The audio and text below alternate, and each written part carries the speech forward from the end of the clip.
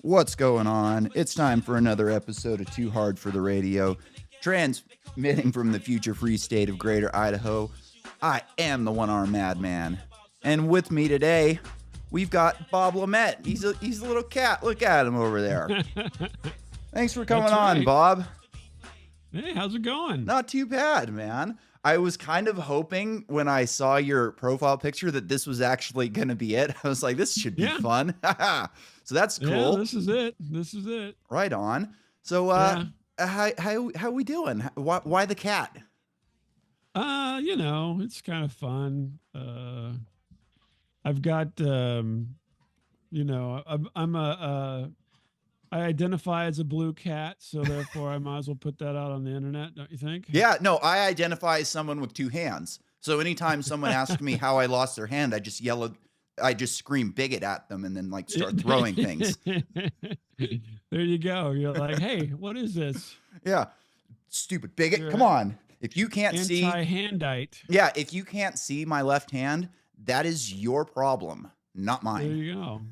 Well, unfortunately, your body probably still thinks it's there. So. It does, actually, and that really sucks. Like, oh. It does, I'm sure. Dude, they do not, like, prepare you at all for phantom limb pain.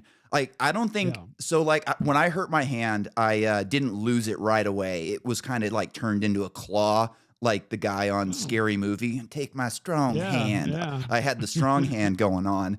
And I tried to, like, rehab it for about a year because... nerves take a long time to regenerate. Try. Yeah. You got to try. So after like a year or so, I kept injuring it. Like the last straw was I was reeling in the hose and I was kind of like guiding the hose in. And I looked down and my hand was just melted. And it was like, oh, well, that's not good. We can't keep doing this. So they that's terrible. Yeah. So they cut it off.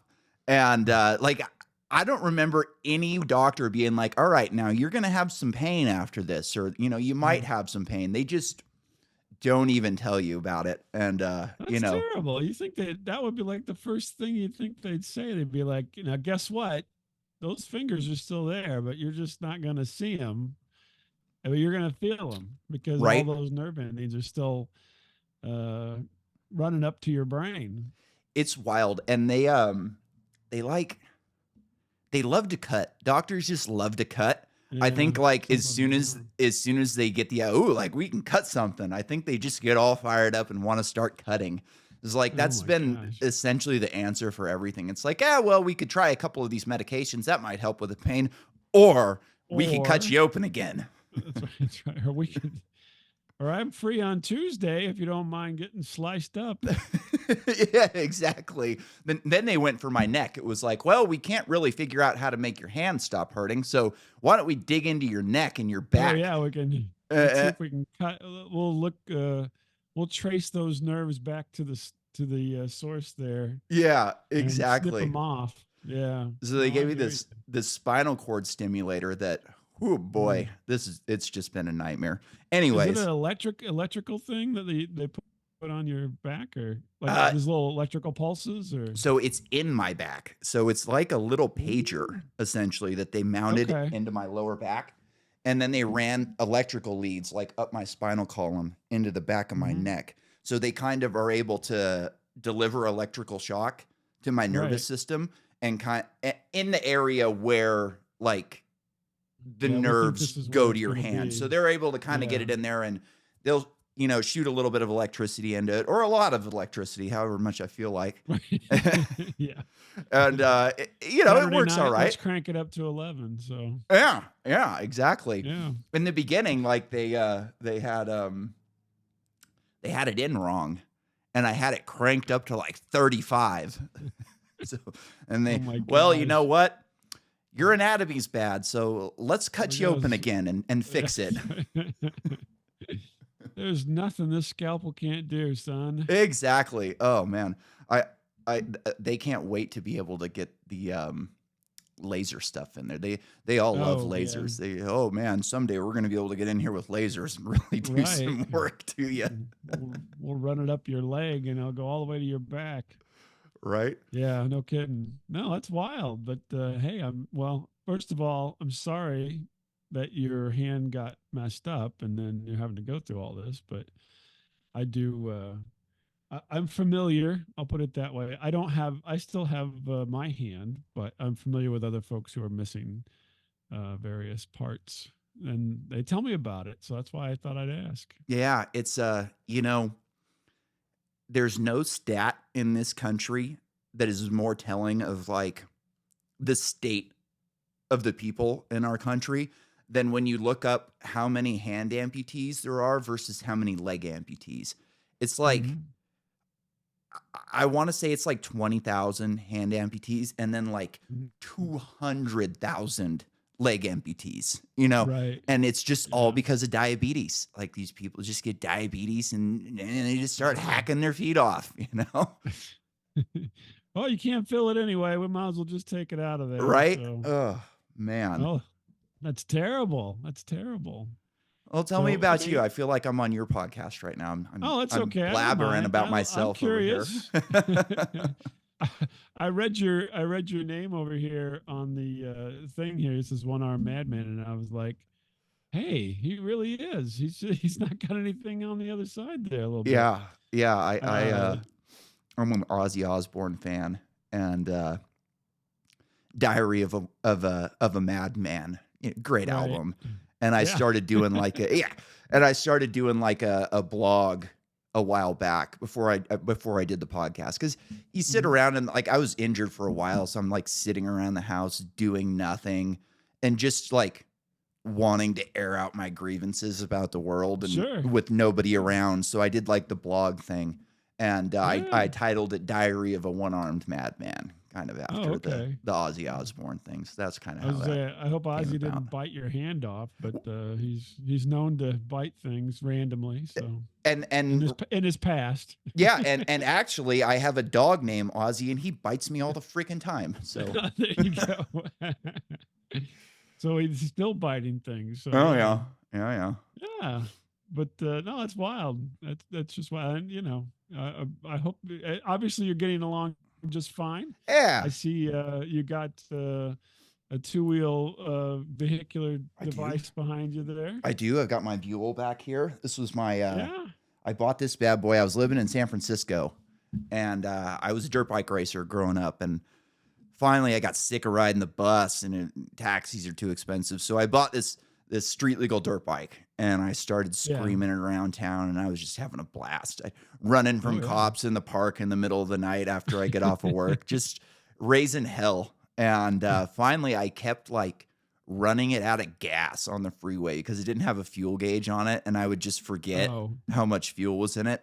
So I'd run this thing out of fuel on the freeway, and I'm like reaching down, trying to grab at the petcock to put it into reserve, and I just couldn't do it. And after I finally died on the freeway for the third or fourth time, I was like, I'm just going to buy a bike that's meant to go on the road. That's probably what I should do. Yeah. Well, you'd had to stop and do the pop the cap off and do the jiggle, see if you can tell how much gas you got left in the tank or hit it or something. Yeah. Luckily I had a reserve. Otherwise I'd have been completely screwed. Yeah. And like, yeah, I'm sure on the highway it's kind of a little bit daunting to run out of gas and have to coast over to the side with everybody swooshing by you. Especially if you're in the left lane. Like I would run in the left lane too. So it's like, holy shit, I either got to stay in this little, 2-foot lane between me and the wall, or I got to make my way over to the right lane. That's wild.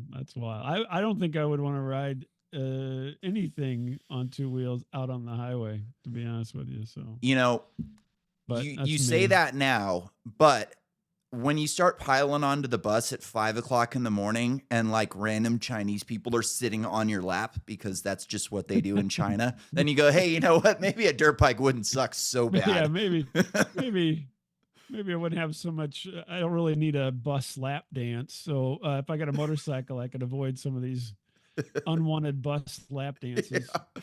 The first time that happened to me, I was just like, what the hell is going on right now? Yeah, I can imagine. That's pretty wild. I wouldn't want to ride the bus, period. But yeah. So yeah, I guess you're right. Then maybe I'd get a little more courage and I'd be like, yeah, this isn't so bad. Yeah, and the car is just so difficult there because like you got to find parking. which is a nightmare. So it's like I'm parking my car a half a mile away from where I live, and you got to just like yank everything out of the car, essentially. Like the neighborhood I was living in, you can't leave anything in the car, so you just take everything out of it and leave the windows down all the time. And so nobody busts the window out? Yeah, because otherwise people just bust your window out. They're so stupid and lazy that they won't even check to see if you left it unlocked, and they'll just bust the window out. So, but then you get, on the flip side, now you get homeless people sleeping in it. Right? They're like, hey, this is a nice place to sit down for a while. Yeah. What was that movie, Dirty Chuck and the Boys? Yeah, that's right. So now you're getting dirty genitals all over your upholstery. Yeah. It was just a nightmare. That city is so wild. Like I lived there, I guess it was I think I left in late 2014, early 2015. And then within like a couple of years, it was all over the news that like San Francisco's this dirty, disgusting city. And I'm like, where have y'all been? Like, it was dirty and disgusting when I was there 5 years. Now it's been a while, but like it was a nightmare then. I can't believe I had a homeless guy living on the side of my house at one point, and he was doing cans at like 5 o'clock in the morning. He was gathering up all his cans and smashing his cans and like transferring them from bag to bag and doing all that shit. And I'm like yelling and screaming at this guy. I'm like, get the fuck out of here. And he's, screaming back, fuck you. I can live here if I want. And I'm dealing with these cans, man. Yeah, exactly. I got these cans, man. And I start spraying the hose at him, and he just moved a little way, so I couldn't get him with the hose anymore. And I finally, I was like, I gotta like call somebody. This is crazy. Like, this is a week now that this guy's been waking me up at 5 o'clock in the morning. And when he said I can live here if I want, he was not lying, because I called every number you can think of, and nobody cared. Like, it all went straight to voicemail, and it was just, leave a message here and we'll get back to you if we feel like it. So I finally, we're out smashing cans right now. We'll be back to you when we can. No, it was probably more like, hey, we're outside handing out needles, syringes right now. We'll get back to you. So I took it into my own hands, and I got a bottle of syrup, and I poured syrup all over his sleeping bag, and that was the last I saw of him. Oh my gosh. Well, you never know. He may have just sat there and sucked on his sleeping bag for a couple of days. Get some sugar into him. It may have been like a treat. The funny thing is after he finally left, his buddies were coming over and knocking on my door asking where he was. This is his address. Yeah, man, he lived right here. What's going on, man? 5146 West Street outside. Yeah. That's why. And San Francisco's really not that warm. I mean, it's not cold, but it's not warm all the time. So. No, and it's always wet. It's always wet and foggy and nasty. You get a little bit of nice weather in like September, October. But aside from that, like, you don't want to live there. I lived out in the outer Sunset at one point. Like, I could see the ocean from the bedroom that I was renting. Mm-hmm. And you can see the ocean if there's no fog. But, most of the time there's fog, so you can't see the ocean. So it's like one of these deals where you're paying extra for an ocean view that you don't even really have. That's right.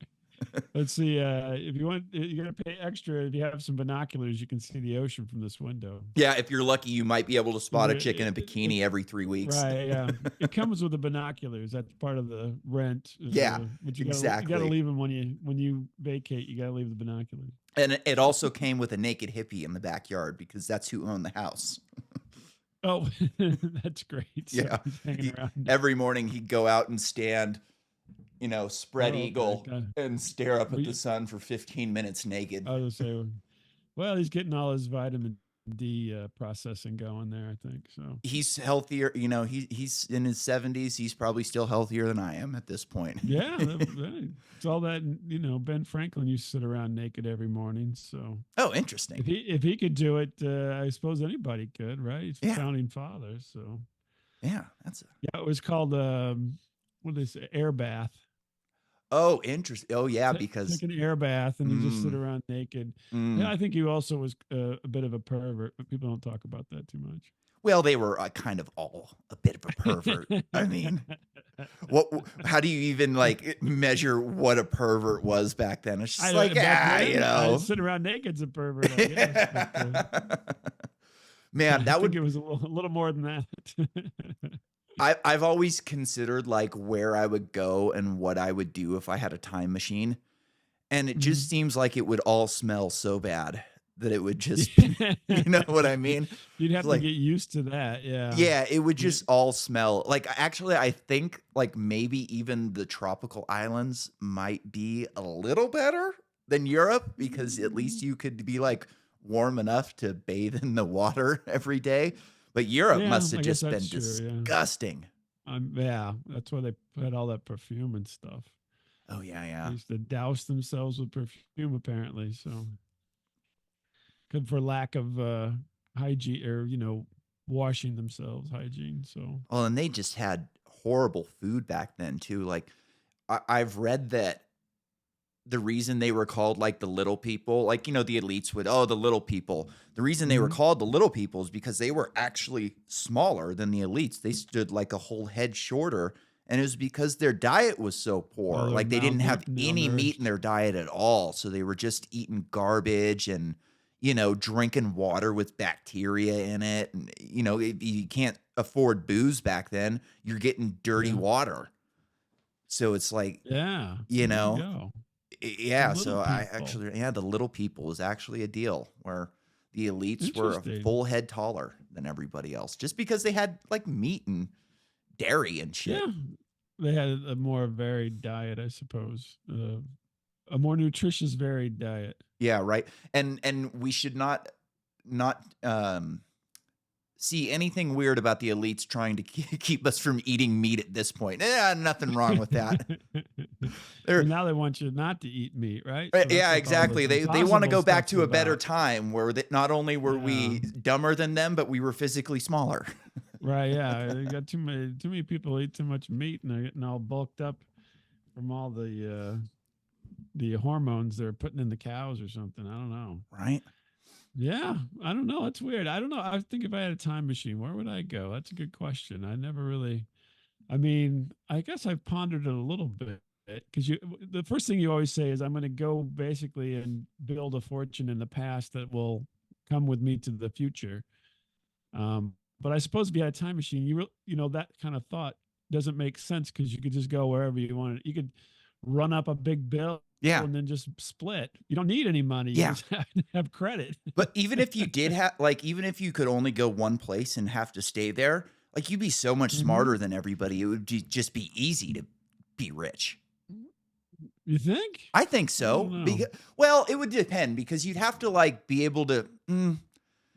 It's different, I guess, for different people. Like, I'm a physical guy. I can build stuff. Well, I used to be able to, but like, if I had two hands, like, I think I could do some blacksmithing or something like that and probably make some metal a little bit better than the guy. But again, like these people had so much experience and learning how to do things that maybe I couldn't figure something like that out. Yeah, I don't know. That's a good question. You know? So, yeah, if you had a one-way time machine, where would you go back or forward? That's a tough question. That's a real tough question. I don't know. I probably would want to go forward myself, but that's just at the moment. That's what I'm thinking. Yeah, I would I always would be a want to go forward guy forward. too. Yeah, Like I want to see what's going to happen, but forward. then you also run the risk of like, hey, let's go 300 years into the future and Yeah, go there's just too far nothing forward. there, Yeah, you know? exactly. And it's like, Yeah, uh-oh, you'll be like, oh well, what did I do? now I'm stuck. Yeah. I'm the only person here because everybody else blew up. I think I'd have to go back and see how the pyramids were built. I think that's got to be the move. Like, but then again, you don't know when to go back. It's like, hey, time machine, figure out when these things were built. Like, who knows how old these things are at this point? You'll Like, I don't pop buy up that. and then it's true. You'll pop in and they'll be like, oh hey, that guy, he can build a pyramid. We'll put him to work.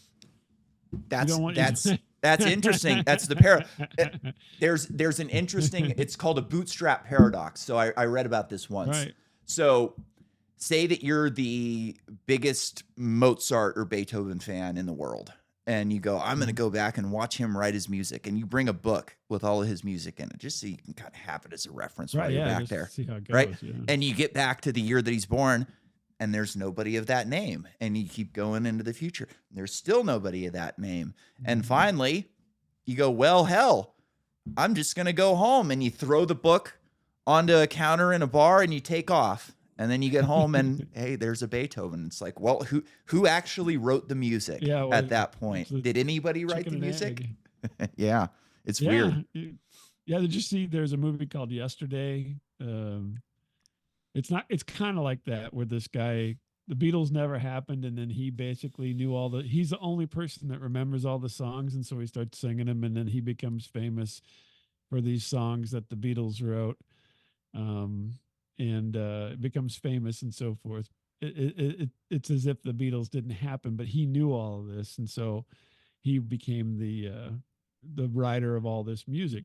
So it's kind of an interesting movie if you've never seen it. It's worth I a think watch. I've heard of it before. I don't think I've seen it before. There's another cool one that I saw a couple years ago. I think it's called The Secret History of Time Travel.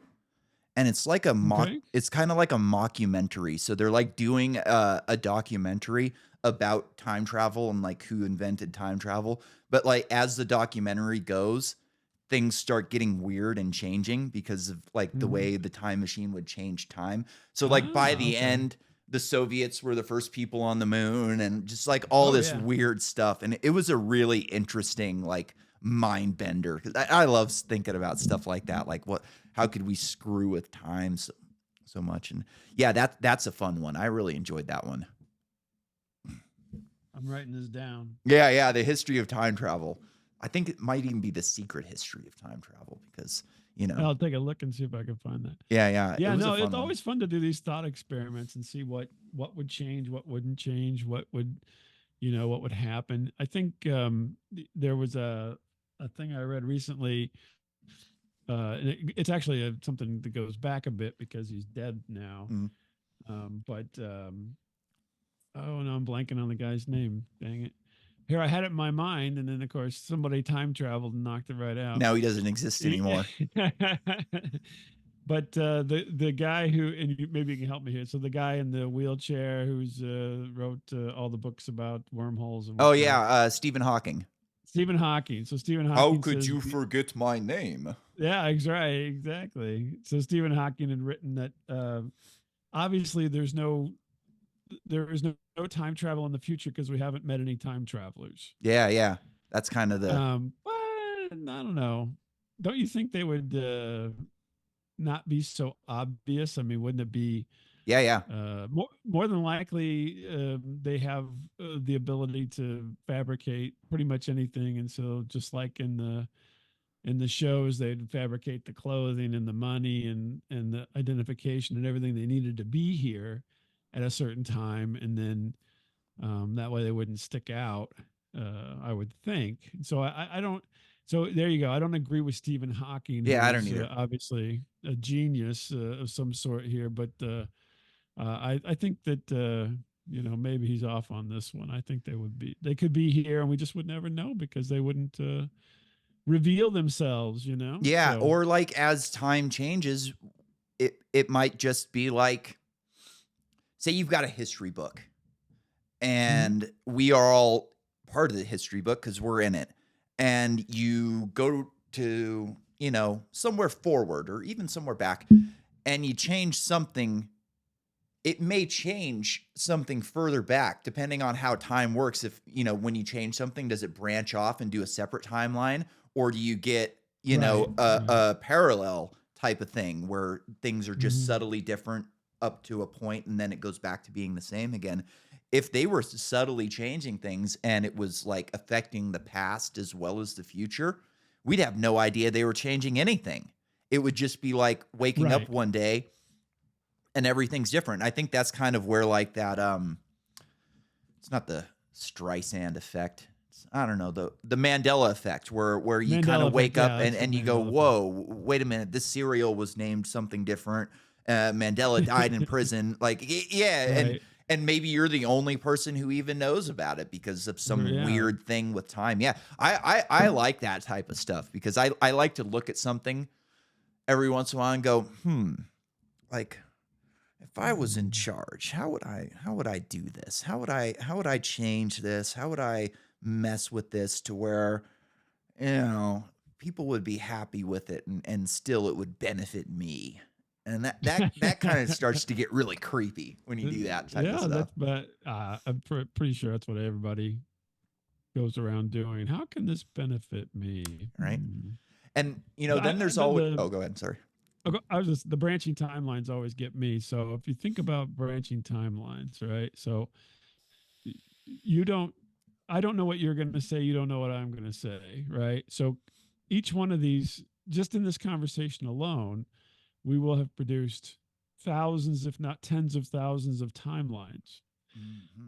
So if you can take that and calculate it out to even just all the people, now you're into the trillions and trillions of timelines just in this hour or so. Yeah.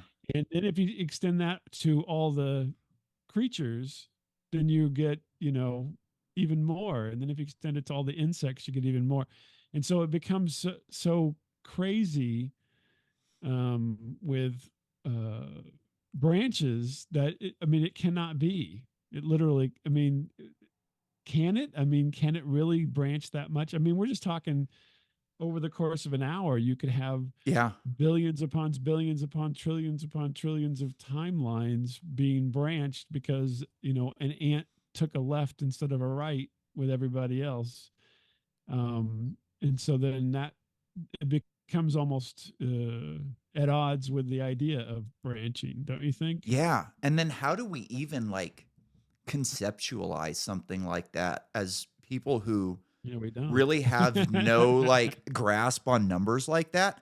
The average person has no grasp on what a million actually looks like $1 million or $1 million bugs. It's such a large number that we can't even wrap our minds around it. I remember at one point I was at this eclipse and we were looking through a solar telescope at this eclipse. And the guy there was he worked for NASA or something. I don't know. He was smart. And he's showing us here, look, you can see these little loops here on the outside are solar flares. And we're like, oh, that's freaking cool. And then he goes, our Earth, you could fit 40 of our Earths into one of those little arches. And it's one of the flares. Right? Yeah. And it's hold on a second. I can't conceptualize that at all. I can't even really conceptualize the size of the Earth like an astronaut can from seeing if they're not actors, But oh, you're gonna get into the conspiracy of the movie. Yeah, right. But if there is really infinite timelines in this multiverse, good luck ever trying to lasso that somehow to use as an ends. Good luck trying to steer that. Well, and maybe that's the answer to Hawking's question: is the reason there's no time travelers is because the chances of them being enough of them to hit every timeline at a certain point is infinitesimal. That's a good point. If you go with the logic that there are all these timelines, then you'd have to have so many more people to hit one of those timelines. So the chances of them hitting your timeline is infinitesimal. Yeah. That makes a lot of sense. If it's branching so much, then they you're right. There's only so many airports. right. Right, to land in. If they do hit one, it branches, and so therefore it gets lost again. So it's almost like it's almost like trying to find a particular grain of sand on the beach. Yeah. Good luck. Throw it back out and find it again. Yeah, right? Man. You'll never find it. There's a guy who used to work at MIT. I think his name is David Deutsch, and he's a quantum computer expert. And so I don't know how much you know about quantum computers, but they are able to do these crazy amounts of calculations that normal computers can't. And it's kind of like an iffy area of how do they do these all these calculations. Like there's some explanation for it, and some people are just like, ah, you know. And his explanation is once you turn on a quantum computer, not only is it doing calculations within itself, but it's connected to every version of itself on every version of the timeline. So it's actually calculating across the multiverse. And that's how it's able to do these calculations that would take a normal computer the size of our entire universe to do. So I've always thought that's a fascinating theory. It sounds a little science fiction-y, but it's still fun, you know. Well, but that gets to the there's a theory that if you think of something in the zeitgeist, right? So that's means everybody knows it, but they don't know how they know it necessarily. So if it's in the zeitgeist, that gets into that. So I think that almost is not different timelines, but basically there's something that runs through everything that has all the knowledge that we can tap into. We just have no idea how we tap into it. And that's how people can understand some things, even though they have no clue as to where they've learned it. Yeah. You say, it's part of the zeitgeist. So, it's all very interesting stuff. It's just kind of, again, one of those, ponderings that you can do. You're like, oh, let's think about this for a while and see what happens with all these concepts and so forth. Yeah. But you're hitting towards conspiracy. I think Mandela is one of those conspiracy theories, even though I don't think it is necessarily, kind of portrayed that way. But, if things are changing, then that's a little bit of a conspiracy. If someone knows about it and others don't know about it, then it becomes a bit shady, right? Yeah. So, how do you know about it? Like, why do you and not me? How does somebody know about it and other people don't know about it?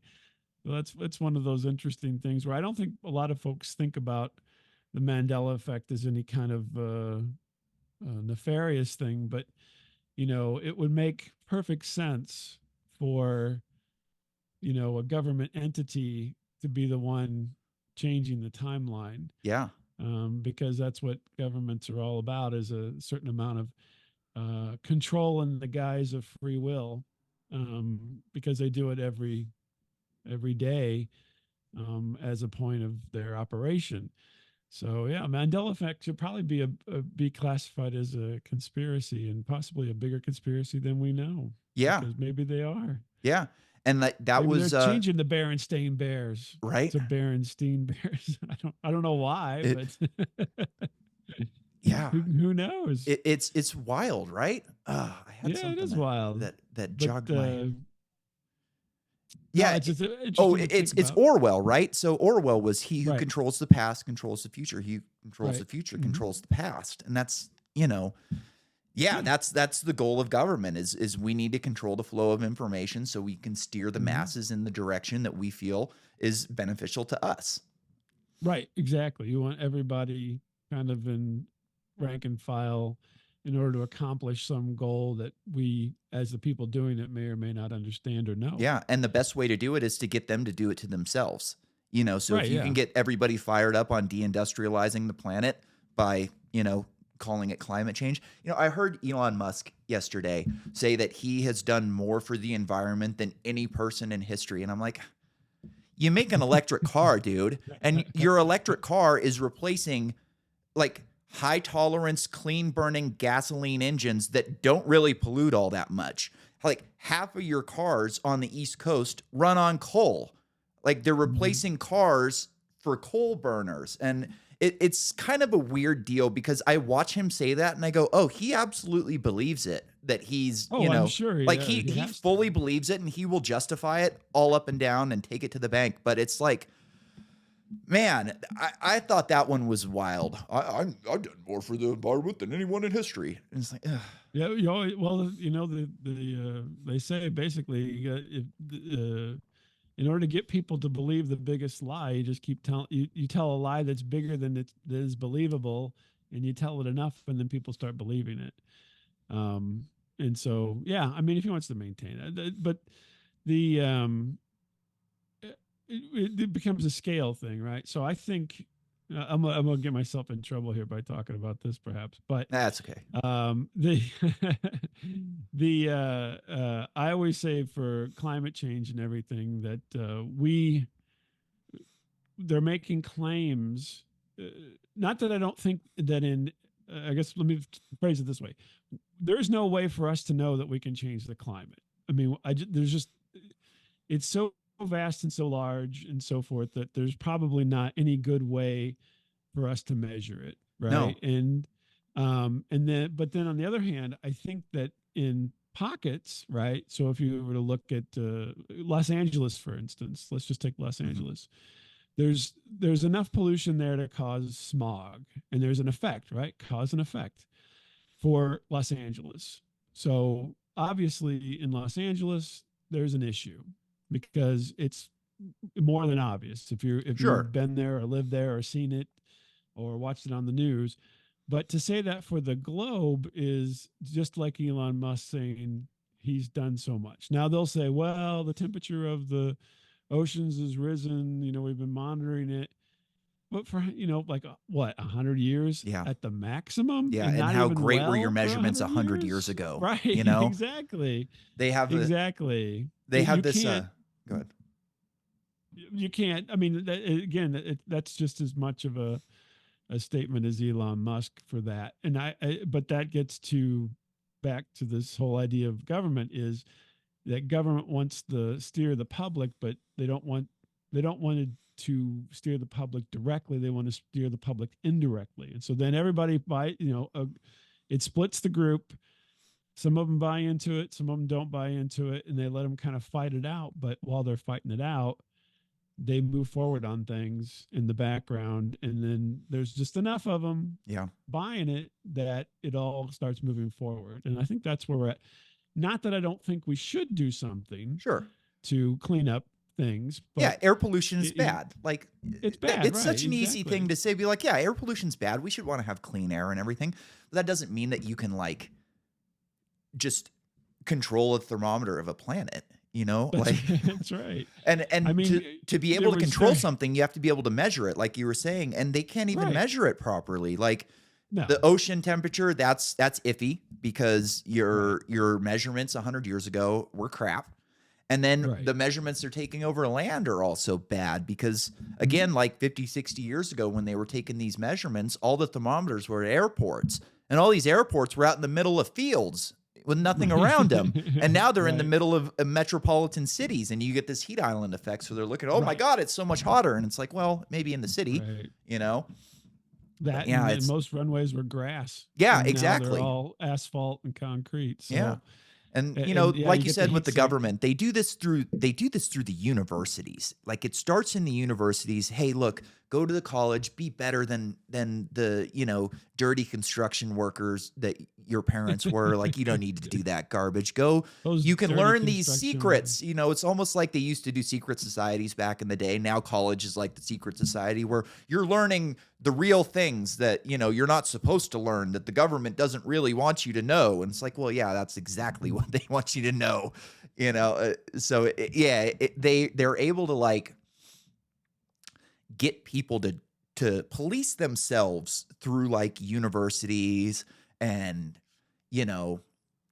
money, essentially. It all comes down to money. Right, yeah, money, we're going to fund these universities to give us an answer that we like about climate change. Here's $1 million. We want to know how bad climate change is going to be 20 years from now. Not what it's going to be like. We want to know how bad it's going to be. Right. Extrapolate that for me.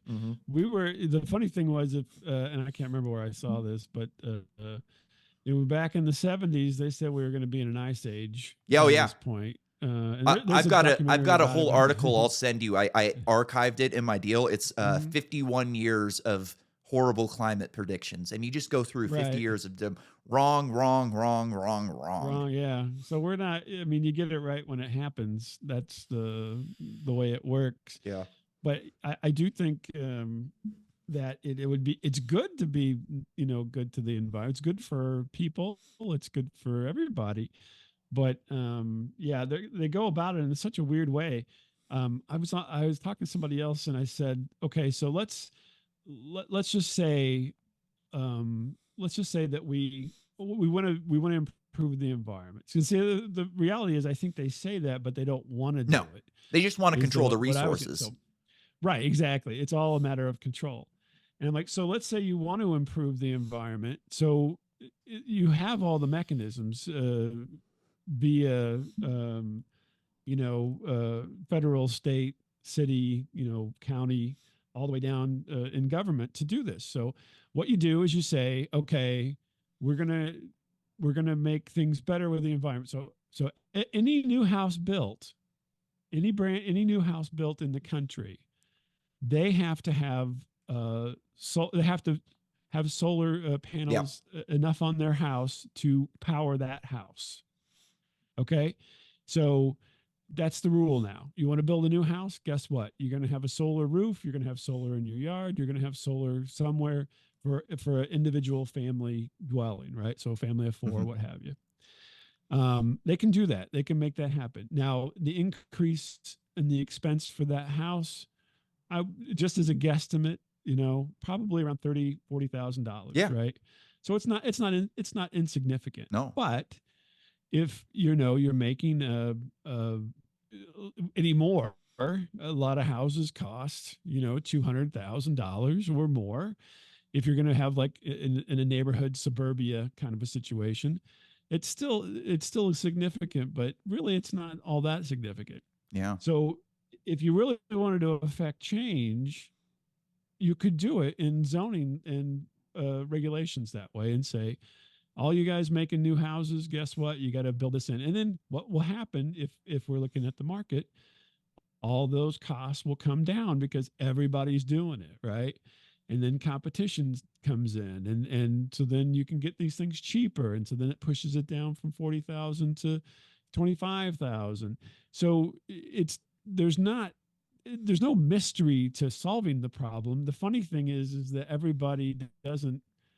We all read the news and follow the trends rather than say, take a moment and let's think about this, and how could you affect this if you really, in the systems that we currently have, if they really wanted to do something about it. It doesn't make sense to me, because it would not be a hard change, and yes, everybody would grumble and gripe at the moment, but guess what? If you moved into a house that essentially sustained itself, then you'd be like, this is the best thing ever, Sure. right? If you were forced into that situation, you'd be like, yeah, you'd hate it at the moment, but love it at the other side. I know that then that gets into the power companies, not getting their money and and so forth. But yeah, I mean, it seems like it's not I know that's a simplification of a solution, but the problem is it's not supposed to be solved. Like, it's not, they don't want to solve this problem. They want a perpetual problem that is going to last forever. Right. And this one you can stretch out forever. You know why? Because you need the government in your life to help you with those problems. The government is here to help. We're just your friendly uncle, that doesn't have any kids in the neighborhood. We're going to have you all over for dinner a couple nights a month. Yeah. The solar panel thing is weird, because I'm all for solar panels as long as you're not forcing them on me, and give me something that's not going to like hurt my house, because a lot of times you put these panels up on your roof and your roof gets trashed, your roof. And it doesn't help you sell the house. It actually hurts the resale value of the house. And anytime the government forces something, you're always going to have problems. So you get price controls, you get shortages, and that's probably what you would end up running into with this. If you could have the reason that we don't have solar panels on our houses right now is because it's not economically feasible at this point. Like, when when the market decides that this thing is ready, we're all going to know it, because you're going to be able to buy a roof tile that looks exactly like the roof tile that you have right now. It's just going to charge your home. But then you run into another problem. Like, so for instance, I was a lineman before I got hurt. I worked on power lines, and Cool. Variable energy is not easy. for power lines. Like we need to have a stand. We need to know how much energy we're getting from each source at any given time. Otherwise, you can't really balance out the grid. Too much energy is just as bad as not enough. And that's something that like solar doesn't do well. I know in California, I think I could be wrong about the state, but I think it's California at this point. When I grew up in California, they were pushing everybody, hey, get these solar panels. Your house is going to charge itself and we'll buy it back from you. And then they had to stop that because there was just too much variability in the grid and they just couldn't handle it. So now I don't even think they're buying the power back anymore. And the whole promise was hey, we're going to give you a battery that's going to be good enough to sit in your garage. It'll, store all the extra power that you don't use in your house throughout the day. And then you can dump it into your car and drive to work. At night. Yeah. But those batteries have not came out yet. No, not yet. I suppose they're working on that. But I'm sure they are. But it's interesting though. Yeah. Cause I think the hard part would be is because there's something coming out now that's solar windows. So basically all your windows can generate. Bring it on. Clear. I love it. And so I think eventually the wild thing, I mean, this is extrapolating. Eventually it'll all happen, but the problem is they want to pace everything because they don't want it to happen too quickly because then there's volatility. And then also then you start losing control. And they don't want us energy independent either. That's true. But it would be neat to see that, just ecologically to see that, just because then, you could the potential is there. It's not there yet, but the potential would be there if you could generate your own power, then not to have all the power lines strung and all that good kind of stuff. Yeah. I'm a big nuclear guy. I think we should all have resources. Yeah, I think we should all have nuclear power plants at like my HOA. We should have our own nuclear power plant. Essentially, right. Like it's not hard to do. It's rocks and water. It's a fancy steam engine. Yeah, exactly. It's like a Stirling engine kind of a situation. And like we should all have those at our houses by now, or not at our houses, but like in our neighborhoods. Like we should be, like I think it would be so cool if when I bought my house here, they go, hey, look, we don't depend on the city or the county for power. We've got our own system here. You can run a business out of your house. You can use as much energy as you want because we've got it all, and that's something that they really don't want is like the individual entrepreneur to have like unlimited access to energy, because right now they can only go so far without, asking the government for help. Essentially, you can only build there's never going to be another Amazon who emerges as like a leader in some field without government saying that it's okay, because they've got these ESG is the new thing. And it's always fun to check a company's ESG score, because the ones who you would think have good ones do not, and the ones that have the best are just the worst countries, or the worst corporations in the world. And if you're an entrepreneur, and let's say you're a contractor and you want to build, skyscrapers in New York City, good luck getting the money to do that without the right ESG score. It's just not going to happen, right? Yeah. Well, that, and then power corrupts. So anytime you hand power to anybody, there's a certain amount of corruption in all of it. Just comes with the territory, just because that's just the way it goes. I mean, that's what happens once somebody gets a little taste of it, and then they're like, I want more, or I want to control this or control that, and it gets out of control with all that happening. So it's interesting. So let's switch gears here. Wild stuff. It's interesting. Oh, sure. I was going to say, let's switch gears here. What do you think about the UFO hearings that the government's doing right now? Because that could be our energy, if they really do have these machines, who knows what type of power source they have. And there's your answer. If you really want to, keep the temperature at what it is right now. And that, right. Exactly. I'm a little bit torn on this situation because of um, but I think as far as what's happening, if you talk about the government hearings, it's more controlling the message situation. I think so. They don't. Um, so essentially, it's just like, so we went from UFO to UAP. Yeah. No one said UAP until the government said UAP because they want to control the language, Yep. and then controlling the language is controlling the message. Yep.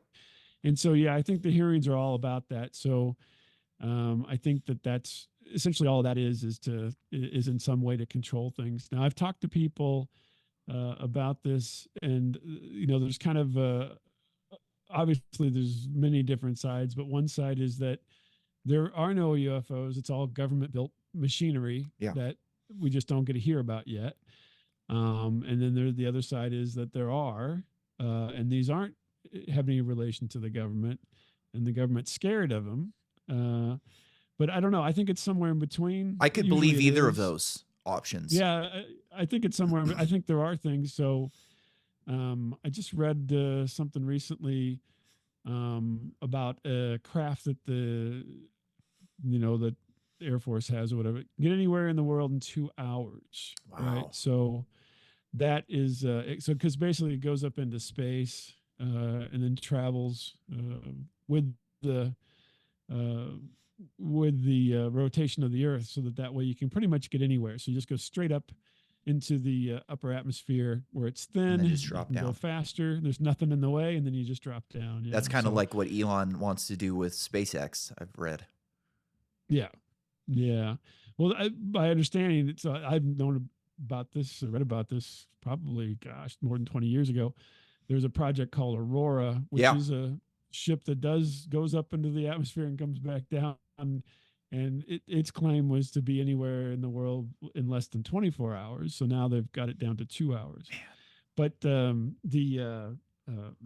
but as far as the things that you see that don't have propulsion or anything, then I don't know. That's a good question. I'm of the thought that they're not governmental ships. I think those other ones are. I don't think that we have anti-gravity in any form that can move anything that's that large. So let's say as large or larger than like a 747. Yeah. I think they do have smaller anti-gravity things and so forth, but I don't think they have larger ones. And so there's sometimes if you read about them, there's things they say, I saw this thing as big as a football field. I saw this thing as a mile wide. I don't think that's the government. I think that's something else. But probably all the smaller stuff is probably, governmental. But anything bigger than that. Now, interestingly enough, I've got a story for you, a UFO story. Oh, good. I love it. In 2005, I was outside in the afternoon about this time, about 4:00 in the afternoon in May. So it was actually still light outside. Yeah. It wasn't getting dark. It was, like broad daylight for all, intents and purposes. And I had a sphere fly over my house, a UFO, a sphere. I saw it coming at us, and then I saw it leaving us. So it wasn't cool. The nose cone of a plane or something like that. Yeah. It was at altitude. It went in and out of the clouds. You could see the clouds go in front of it and go behind it. And it probably lasted about 20 seconds. I watched it basically go from one point on my visual field all the way to the other. And it was wild. I mean, nothing happened. No one, beamed any thoughts into my head or anything. As far as you know. It just went over, and I was like kind of flabbergasted. The weird thing, I was outside playing with my kids when they were little. They didn't see it or anything because they were just like tiny, and I just watched this thing. It was the most bizarre situation. Cool. And so I talked to some folks about it, and they're all like, "Oh, that was a jet. It was a this. It was a that." I'm like, "No, it was a ball." And my guess was it's hard to gauge things. I'm not a pilot Yeah. or anything. I've only, just like a regular person seeing stuff in the air. It probably was 4 times or larger the size of the front end of a jet, like a Wow. So it was commercial big. airliner. It was big. Yeah, Wow. it was very large. I mean, it was large enough. Whenever you look at the planes that are flying up in the clouds, you can see them, but they're not super big. So it was larger than that, and kind of a straight line from southeast to northwest, and I just so happened to be, kind of over where I lived at the time, and so yeah, I was like, so I'm like, I started doubting myself a little bit, and I happened to look up. Um, uh, uh, at the time, it was a site called UFO Maps, and sure enough, somebody in the next town saw the same thing, Oh, going the wow. same Cool. direction at the same time. So then I got confirmation that, because I don't know who this Yeah. person Yeah. was, I don't have no connection to him at all. They just happened to either go to MUFON or one of Yeah. those Yeah. places and talk. I didn't talk to anybody other than friends or whatever. And yeah, so what happened? And this was, like I said, 2005. And at that point in time, I was really puzzled because I don't remember, at the time at least, ever hearing about a spherical UFO. I mean, maybe there were stories or something, but I had never Yeah. encountered it. And when I did searches and so forth, I didn't turn up very much. Most of the time, people talk about saucers. They Yeah. talk about like a cigar shape. They talk about triangles and all this kind of stuff. This was literally looked like a big metal ball up in the sky, Wow. And that's and it so was cool just because wild. there's And no aerodynamics to that at all. right, exactly, it So, like, doesn't make sense, why would right? anybody ever design something like that with the technology that Yeah, we have? It makes no sense. no sense. Exactly. And how would you wouldn't land, because How could you there's no control flat it? There's spot, no fins. There's no, right? like, There's no nothing. it's not Yeah, traveling just through the air, I guess. It's traveling no through space. space. Yeah. Weird. So yeah, that was the weirdest thing. Cool. And so yeah, so I had that experience. So having had that experience now, coming through all these years, and obviously the other part of it is I've always had an interest. So even as a kid, I was, watching anything I could, back in the 80s and 90s and so forth. There wasn't as much content as there is Yeah. now. But I watched stuff back then, and then I have people like, well, you saw it because you wanted to see it, and I'm like, well, if I wanted to see it, don't you think I would have manifested this idea, 20 years ago when I was Yeah. younger, And and apparently I you're never seen anything manifesting something before? that other people can see as well. Right, exactly. and That's a and cool so trick. yeah, I'll yeah, take that. exactly. Who I don't even know, right? Right? Who I'm no familiarity with at all. Cool. So yeah, I'm like, and I haven't seen anything since, so I don't think that really flies. But a Yeah. lot of people love to say that to you. But that's where the divide comes. So, if it's that's why I think if it's something larger, I think we haven't seen. There's nothing. Typically, as things progress, right? Yeah. Technology, you get glimpses. Like I've always said, Discovery Channel is showing stuff from 25 years ago as the latest and greatest, right? So if they're telling you it's the latest and greatest, it's probably at least 25 years old Yeah. on Wow. television. And so we haven't got anything iteratively that comes to this point, even 25 years, because it's been now almost 20 years since I saw this, and we still don't have anything iteratively that would be like it. Crazy. And so I think that's where I come in the middle. There is that you can kind of see the progression of technology if you're paying attention to, what they're working on. They're showing you now, Yeah. Yeah. to project into the future. Cool. But I think the things that you don't see are things that probably are. It doesn't necessarily mean that they're aliens necessarily, but they are technology that's not being created by our government or any others, Yeah. Yeah. because you would think, if some other government had it, they would probably utilize it a little bit more. Yeah. I They personally got in think the it's corner. probably more likely that it's a breakaway civilization than it's aliens. Yeah, Like, it could be. who knows how long they're could just be this breakaway group. Yeah, man, that's cool as shit. I've never seen a UFO before. I've seen like a crazy light in the sky once, but I'm not comfortable to say what it was. So it's just kind of a light. But when I was a kid in the mid 90s, probably, we were out at Lake Almanor in Northern California, which is right by Lake Shasta, which is, one of the weirdest places on earth. Like, Right. Yeah. Mount Shasta is supposed to be really wild. yeah, yeah.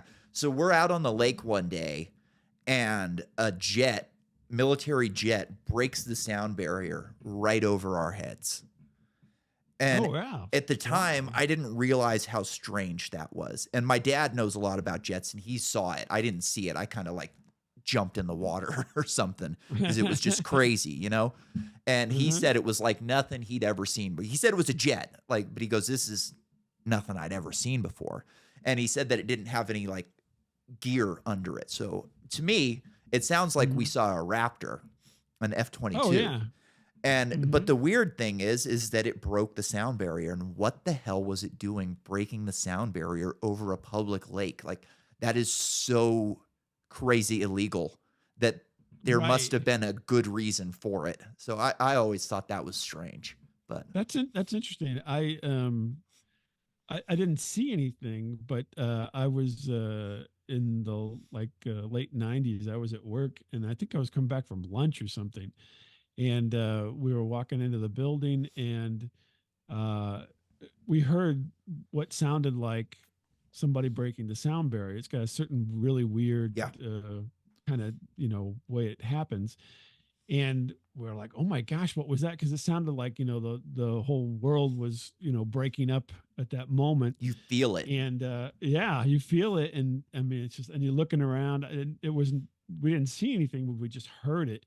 And I live in St. Louis. And so this was in St. Louis City, which that should not be happening anywhere near St. Louis City. So, but yeah. And then they said later, like a few days later, the news reported that it was a foundry.